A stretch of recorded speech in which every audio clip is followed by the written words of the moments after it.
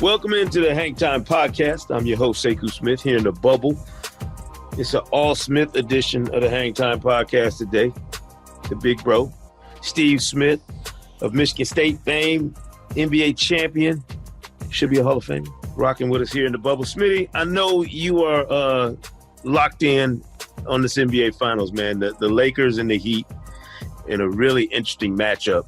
Having the history you do with the Heat, knowing that organization top to bottom, inside out, how important do you think it was for Pat Riley to see this happen now at this time with LeBron still in the league, an opportunity to square up against a guy that he helped win championships before? You know, Sekou, I think that's a great question. The reason why is I don't think Pat Riley wanted no other way than to face LeBron James. He even said it. He said he was angry when LeBron left because he thought they could have won 5, 6 championships. But I think he's got over that. But I think more important, like you said, now. And the reason now is he didn't do what most organizations usually do, Sekou. That's that rebuild. You know, that word rebuild. He kept them relevant. There was at one point when everybody was scratching their head when he was paying guys and people thought it was, too much for the Tyler Johnsons, the Dion Waiters, or the Whitesides. But I think when you look what he did with those guys was, hey, I'm going to overpay you a little bit. They have that type of talent. If it doesn't match up, I'll be able to move you because it wasn't that much money. It just looked like it from the time of paying those guys that type of money. The Heat are unique in that a lot of these organizations around the league committee talk about a culture, and they refer to it in terms of how they're doing things. But you notice a star player will leave or a coach, you have a coaching change, and what looked like culture evaporates. Why is it that the Heat are able to maintain a certain way of doing things and a certain standard no matter what the circumstances? Is it strictly because Pat is running the organization? He plays a big part.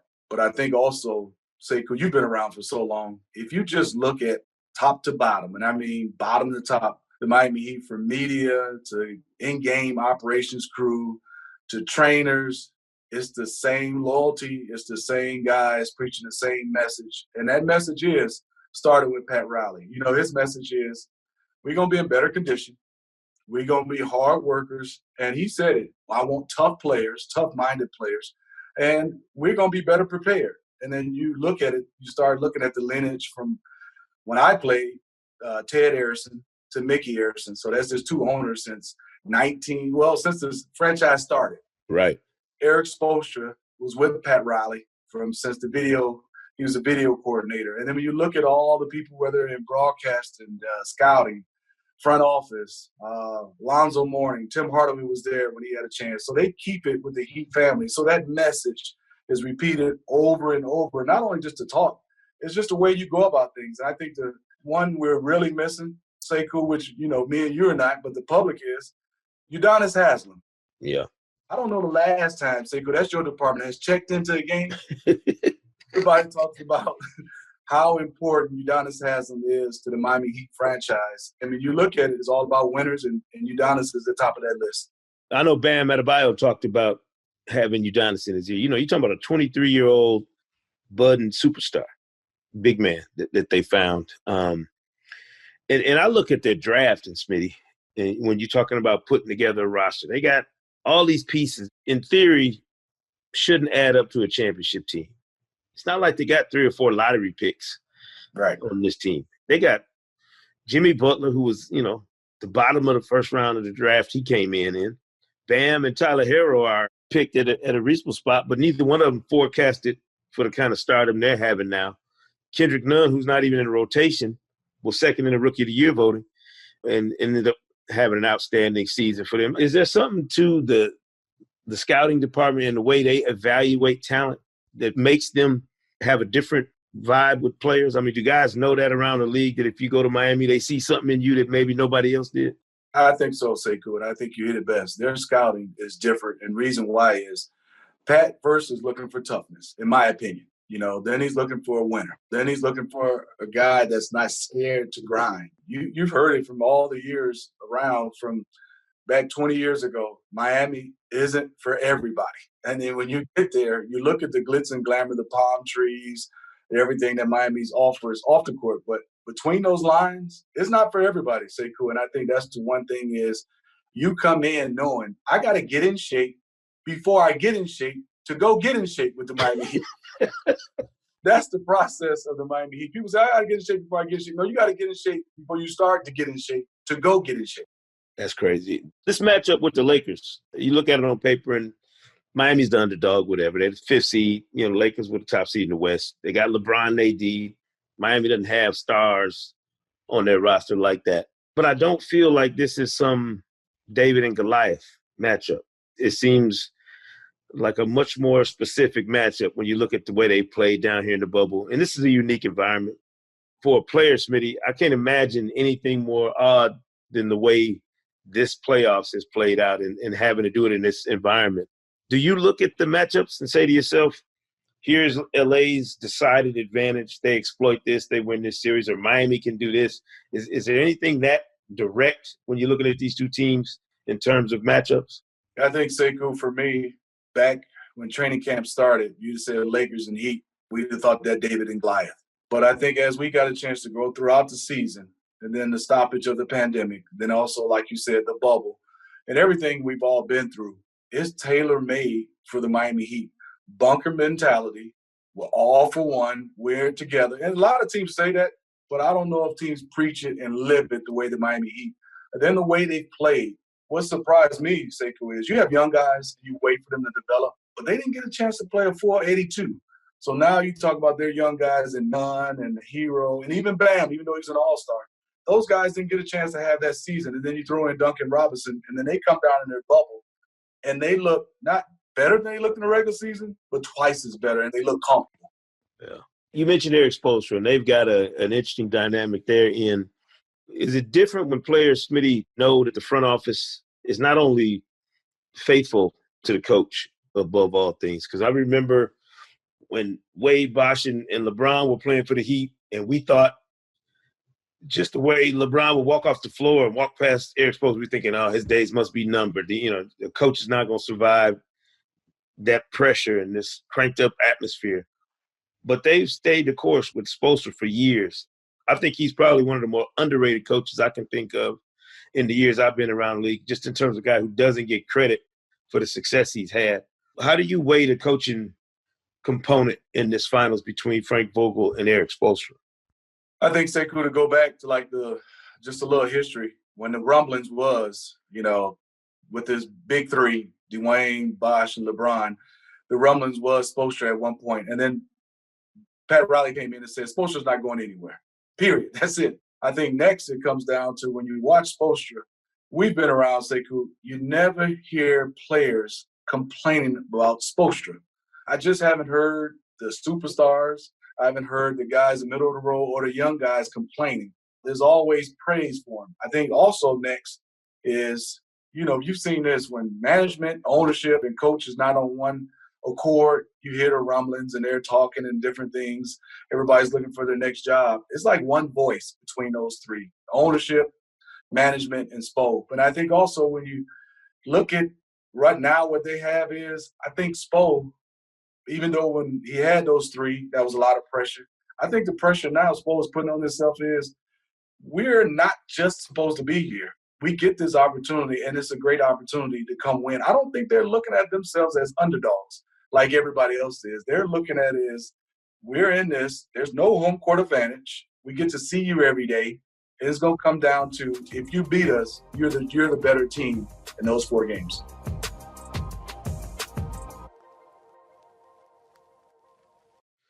Somebody mentioned this the other day, Smitty, and I didn't think about it, that we're basically a year since training camps and media days to start the 2019-20 season. And I thought about what kind of a tax that takes mentally and emotionally on guys who are so regimented on the, showing up for training camp at a certain time. The season, regular season ends mid-April. The playoffs start here. I feel like the break gave everybody that's still playing, these last 2 teams that are still fighting for this championship, if that gave them just a little bit of an energy boost and allowed you to come back for the restart with a completely fresh perspective on how you attack being in the bubble. Yeah, I think so. I think one, Sekou, it gets a chance for you to go back home, reflect on what's important, obviously what we went through, all of us off the court, and how we live our lives. Then I think it also fast forward to these two teams' leadership. And I give, you look at the coaching staff of the Lakers with J. Kidd, Frank Vogel, Lionel Hollins, Phil Handy, all those guys who've been there, been around, and with the leadership of LeBron, that helps. When you have that type of leadership, you don't have that. You have that togetherness and that camaraderie and that chemistry. Same with the Miami Heat. I think these two teams mentally was made for the bubble because of their leadership. But I think what you said is best is you got a chance to reflect on, like all the teams here, what we've been through as a country, what we've been through as human beings, and the opportunity, if you do decide, as the NBA and Player Association to play in this bubble, let's make the best of it. And I think the Heat and Lakers have done the best job. And not because they're in the finals, but you've just kind of seen the way they've gone around their business through the adversity of, losing games or not playing well. I haven't been here from the start, but I know people have been here in upwards of now 90 days. I know you came down a little bit after me, but what has been your impression of just how they've done this? I mean, I don't know if you could put yourself in the shoes of these current players and think how that would have happened in your era, because I don't know if it would have been safe. It was a rougher, tougher NBA back then. I don't know if you get the Knicks and the Heat in the same, proximity, or that everybody would make it out of here in one piece. But how do you evaluate just the logistics of how they've done this? I think from a standpoint of logistics, it's been phenomenal. The arrangements, the testing, clockwork on everything. And I know it wasn't, easy. And I wasn't, like you said, wasn't here from day one, but it seems like, this was well thought out by the Player Association and NBA and all who's involved in putting this together. But I think fast forward as a player, not even Sekou, Knicks, Heat opponents with, I don't know if my 90s group would have liked the players on their own team and could have stayed. People say, well, how two teams would have got along? I don't know how some of my teams, us together, would have got along before we got to an opponent. That I think it would have been hard.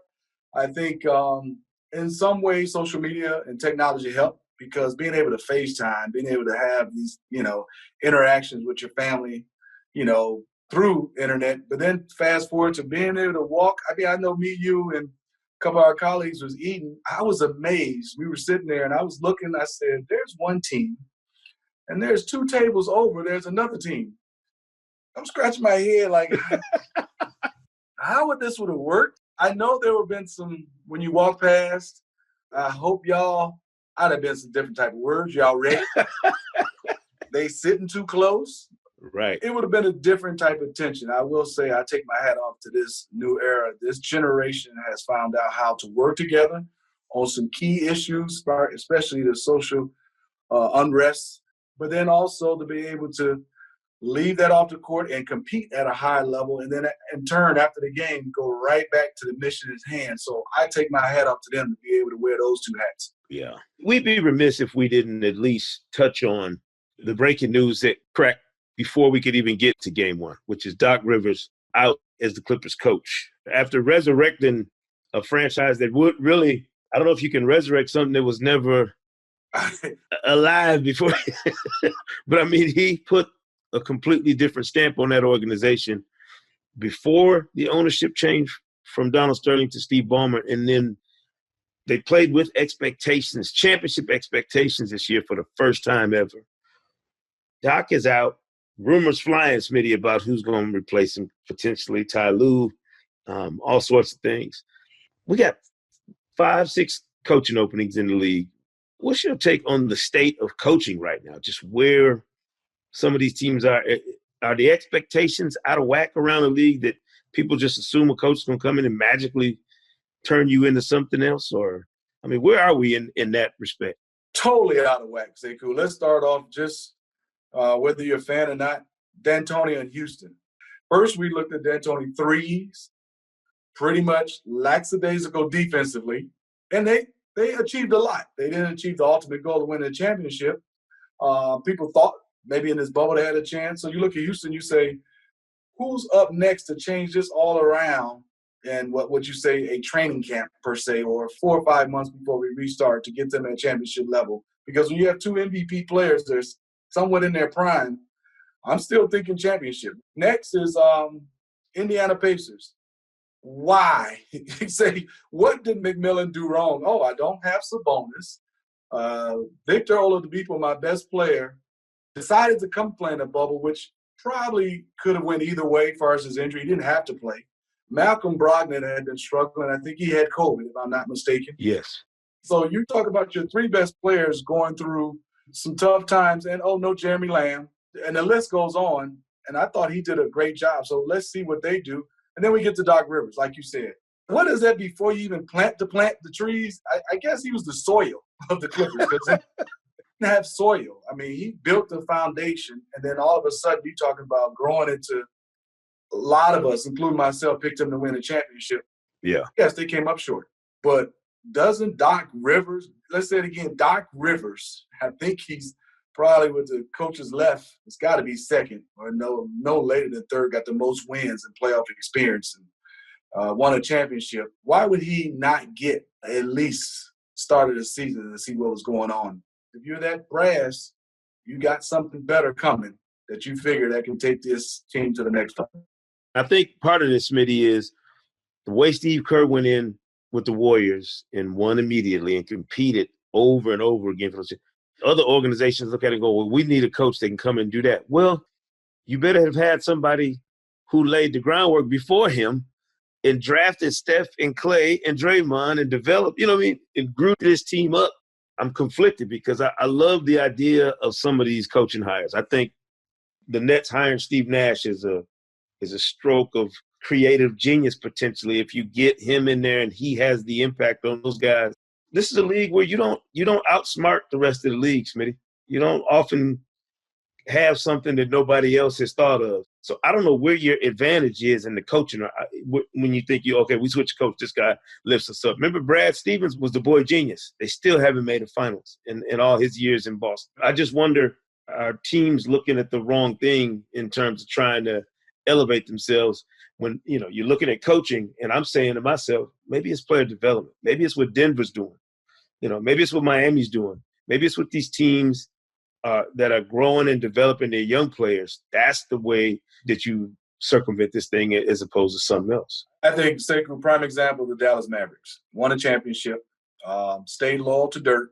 We know Dirk in his last couple of years was on one leg. But it's been the same, I would say, culture and system. And look now, I mean, I would know coming next year, you start to think about, hey, we see in the Western Conference Finals, Dallas Mavericks might be as high as 3 or 2 in some people's mind as far as favorites in the Western Conference next year. And this was a team 2 or 3 years ago that was, not doing well, but I love the way they competed. Yeah. We got a lot to sort through in the offseason. We don't know how long that offseason lasts. But right now, we got some stake on the plate. We got the NBA Finals coming up. I don't do predictions, Smitty. I think it's trivial to try and predict things. Let me ask you something different. Who do you think is the player that leaves this Finals having put a completely different shine on who he is as a player? Whether win or lose the series, who's the one guy you look at and say, this is his opportunity to step on this stage and brand himself completely in a completely different light on the NBA Finals stage? I think from a standpoint of the Miami Heat is Jimmy Butler. The rumors out there, whether it's fair or not, Jimmy's been the problem. I think Philly might want to retract that if that's coming from Philly. I think he's the player right now. Not only is Jimmy the problem, is Jimmy, can he be a number one guy, and take a team and lead them to the finals? So he's answered that. I think on the Lakers side is Anthony Davis. I think this is huge for Anthony Davis. Probably more pressure on Anthony Davis than on Jimmy Butler, in my opinion, because you right now with LeBron, you're leading in almost every category in the playoffs, and you're the favorites. And he must put his brand on this series for the Lakers to win. So I think it's those two guys. I think the one area I think we'll be talking about, Sekou, just a basketball standpoint, I'm glad you brought up player, but I think the one we will be talking about is zone defense. How much will this zone, for either side, because I saw the Los Angeles Lakers had to go play zone against the Denver Nuggets to win a game. I saw the Miami Heat rely on it, but they've been doing it all year. if how successful these zones we'll see teams next year coming out playing more than usual zone. Because I think the Miami Heat has played over 170 possessions of zone in the conference finals versus the Boston Celtics. Yeah, which was amazing. I mean, and it completely befuddled the Celtics in game 2. Then they went back to it when they needed it to choke Boston out and win that series. It's going to be interesting, Smitty. I'm ready to dive into it. Media day is today. Game 1, Wednesday night. Everybody make sure you tune in and watch the finals. Got all of the press conferences to be on NBA TV, and we'll be rocking with you here on the Hang Time Podcast until it's over in the bubble. Smitty, I'm going to start packing up now. I see the end of the light in the bubble. It's time to start cleaning this hotel room up. We're going to ride this thing out, man. I look forward to it, and I look forward to picking your brain after each and every game to figure out what's going on. Yeah, I'm looking forward to the same thing. So I just have one question. Are you taking that bike with you? If they don't put me in jail first, I might get out of town with the bike. But I think they're looking for me now, boss, right now. We've been known to keep our bikes overnight around here, which is against the rules. Yes. Just so you know. Steve Smith here on the Hang Time Podcast. Make sure you tune in wherever you get your podcast. We'll be back live from the bubble throughout the NBA Finals.